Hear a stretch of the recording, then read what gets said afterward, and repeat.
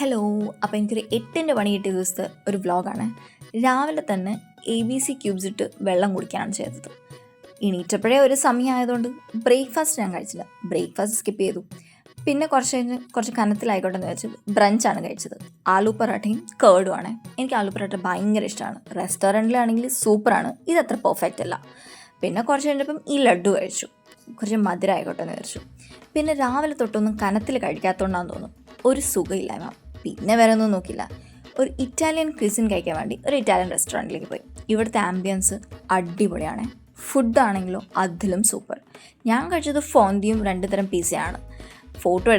Video എടുക്കാൻ മറന്നു കേട്ടോ. അതുകൊണ്ടാണ് ഈ ഫോട്ടോ ഒക്കെ അറ്റാച്ച് ചെയ്തത്. പിന്നെ തിരിച്ചു വരുന്നതിനിടക്കാണ് ആ പണി സംഭവിച്ചത്. കണ്ടില്ല എൻ്റെ കൈ ഇപ്പം ഇരിക്കണം, നല്ല വീങ്ങിയിട്ട് എന്തോ സാധനം കടിച്ചതാണ്.